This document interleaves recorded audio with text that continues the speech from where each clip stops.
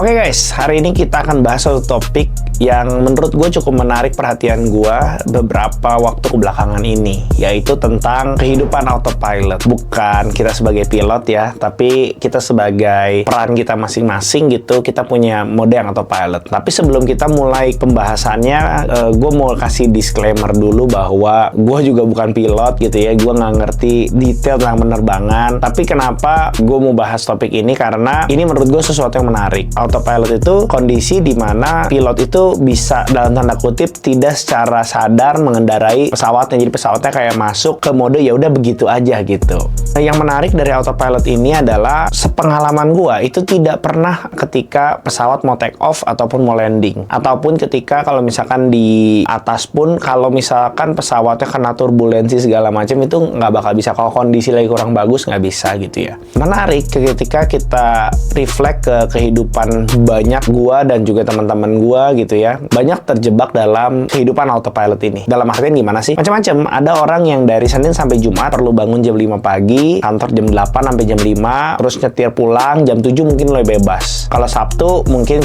rutinitasnya beda gitu ya, dari pagi misalkan olahraga, siang nanti ke mall atau main, terus minggunya misalkan ada yang ibadah, bersih-bersih rumah dan lain-lain. Itu sebagai seorang misalkan ada yang kerja gitu. Tapi jangan salah sangka, bukan cuma karyawan yang bisa terjebak dalam siklus autopilot ini. Seorang pebisnis juga bisa masuk ke dalam siklus autopilot ini. Misalkan hari Senin selalu meeting internal, hari Selasa selalu ketemu klien, hari Rabu meeting sama investor, hari Kamis pergi keluar, hari Jumat main golf misalkan gitu ya, terus hari Sabtu sama Minggu terus sama keluarga gitu. Begitu aja terus-terusan. Nah sebenarnya masalah nggak sih? Sebenarnya rutinitas ini yang membuat banyak dari kita nyaman. Karena kita nggak perlu mikir kegiatan kita apa, tapi ya udah begitu aja terus. Gua pun pernah mengalami siklus kayak gitu, dimana hari-harinya ya udah keisi aja gitu dengan sendirinya. Ya udah hari Senin selalu ada ini, hari Selasa selalu ada ini, dan paling gampang kan memang untuk manusia itu untuk bikin sesuatu yang terencana ya dibanding yang tidak terencana gitu ya. Nah masalahnya apa? Masalahnya ini gue mau kaitin sama autopilot di dunia penerbangan yang tadi. Yang pertama, autopilot itu tidak mungkin dilakukan saat take off maupun landing. Artinya, kalau lu berada di atas, di ketinggian jelajah dan lu autopilot, lu lagi di posisi nggak kemana-mana. Lu nggak bisa ninggalin ketinggian jelajah, lu nggak bisa naik ketinggian jelajah. Dalam hidup implikasinya, kalau kita terjebak dalam siklus yang terlalu autopilot ini, efeknya apa? Efeknya hidup kita ya nggak akan kemana-mana. Hidup kita akan di situ aja gitu. Kita nggak bisa naik, kita nggak bisa turun. Autopilot itu bukan mode yang diaktifin saat orang lagi struggling. Autopilot bukan mode yang diaktifin saat kita lagi mau achieve something yang besar sekali. Autopilot bukan mode yang digunain sama orang yang bener-bener lagi nyari income tambahan atau ngerintis sebuah bisnis. Udah pasti itu. Karena dalam kehidupan, ya memang kalau kita mau secara sadar bertumbuh atau secara sadar tidak bertumbuh, itu kita nggak bisa diem aja gitu. Kita pasti melakukan sesuatu atau kita tidak melakukan sesuatu. Itu udah pasti gitu. Yang bahaya apa? Yang bahaya adalah ketika kita benar-benar terjebak dalam rutinitas ini gitu, sadar atau tidak sadar, kita pasti akan declining gitu secara kualitas hidup. Gue sih belum pernah lihat ada orang yang benar-benar rutinitas saja, tapi secara hidup bisa berkembang gitu. Takeaway-nya adalah ketika kita memang sedang melakukan sesuatu atau gimana, ada beberapa hal sih yang bisa kita lakukan supaya kita tidak terjebak dalam si autopilot ini. Yang pertama, ini sebenarnya hack-hacknya gitu sih ya. Kasih waktu mungkin 1 jam atau 2 jam setiap minggunya untuk terus mikir dan terus bertanya gitu, apakah memang yang gue lakukan hari ini udah cara terbaik dalam menjalani hidup? Apakah yang gue lakukan selama ini mendukung gue untuk semakin dekat sama tujuan-tujuan gue?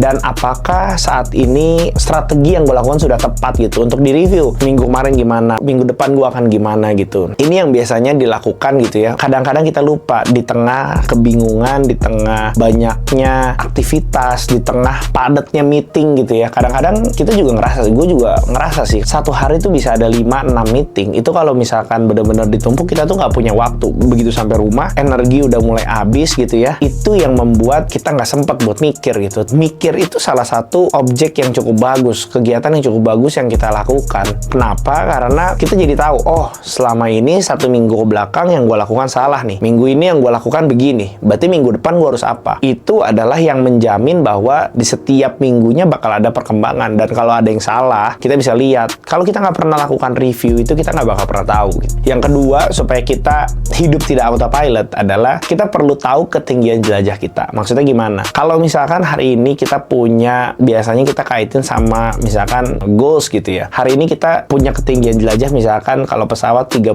kaki gitu. Tapi sebenarnya dalam hati kecil kita itu ada kepengenan, mobil gua hari ini Xenia nih, bisa nggak ya gua mau upgrade ke kereta lah atau ke Innova gitu, yang harganya mungkin 2 kali lipat, 3 kali lipat. Gimana ya cara gue achieve-nya ya? Kalau kita hari ini udah puas dengan kondisi kita pasti loop-nya akan selalu begitu. Jadi kita akan naik, kita akan berjuang gitu ya dari titik satu. Begitu kita ketemu satu titik lainnya, nah di sini kita ada 2 pilihan. Biasanya pilihan pertama adalah ya udah, gue udah cukup dengan pilihan ini, ya udah gue mau stay aja. Misalkan gitu ya, kalau kita udah punya income misalkan let's say 10 juta gitu. Wah, menurut gue 10 juta udah nyaman banget nih. Nah, maka di situ biasanya ya udahlah, gue lakukan aja seperti ini lagi. Ketika udah ada muncul statement kayak gitu, kita akan cenderung untuk mempertahankan atau membuat cara mencari 10 juta ini jauh lebih gampang. Tapi kalau kita punya tujuan yang lebih besar, contoh kita maunya 20 instead of 10 gitu, kita akan terus cari cara kan. Masih 10 nih, gimana nih caranya? Penjualan masih 10 juta, gimana caranya ke 20 juta? Kita harus mikir lagi, kita harus inovasi lagi, atau kita harus cari market baru lagi. Itu yang sedikit banyak tidak membuat hidup kita autopilot gitu. Nah, selanjutnya gitu ya, yang bisa kita lakukan supaya hidup kita tidak autopilot adalah kita punya sparring partner untuk diskusi gitu ya. Ini menurut gue penting banget. Kadang-kadang ini suka diremehin gitu ya. Berpartner atau partner yang bisa benar-benar men-challenge lu secara visi, secara goals, secara tujuan, itu belakangan deh. Tapi di sini gue enggak sih. Di sini gue yang melihat bahwa kalau lu bener-bener memang pengen berkembang gitu, memang harus ada orang di belakang lu yang bener-bener men-challenge lu. Karena kita manusia itu menurut gue suka banget sama yang namanya memaafkan diri sendiri gitu ya. Kadang-kadang kalau kita punya goals 20 juta per bulan, misalnya kita mau achieve 20 juta per bulan, pas nyampe 10 tuh diri kita tuh udah sebenarnya 10 cukup sih, sebenarnya 10 not bad sih, 10 tuh udah jauh lebih banyak dari teman-teman gue loh. Nah, itu tuh ada dalam diri kita gitu. Tapi ketika itu dilihatnya sama orang lain,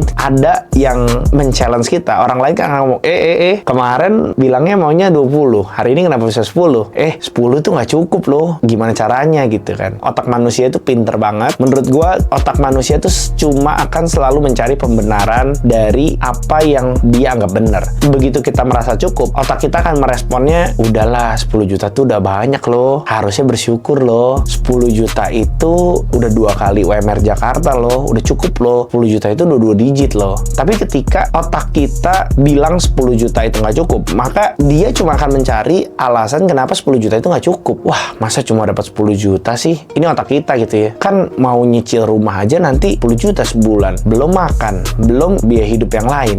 Nggak bisa nih cuma 10 doang. Terus kita ketemu orang lagi, ternyata banyak banget loh orang yang udah gajinya 2 digit. Masa kita cuma 10 juta sih?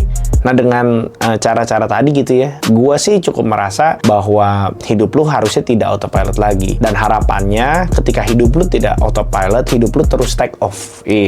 Kita ibaratin pesawat gitu ya. Hidup kita ya udah, kita harusnya kan take off. Walaupun di tengah jalan badai itu nggak perlu dicari. Badai akan datang dengan sendirinya, kita akan jatuh. Ya udah, tapi selama kita punya harapan untuk terus naik, terus bertumbuh secara hidup, seharusnya kita setiap harinya jadi pribadi yang lebih baik, jadi manusia yang lebih baik, yang bisa bantu lebih banyak orang. Thank you.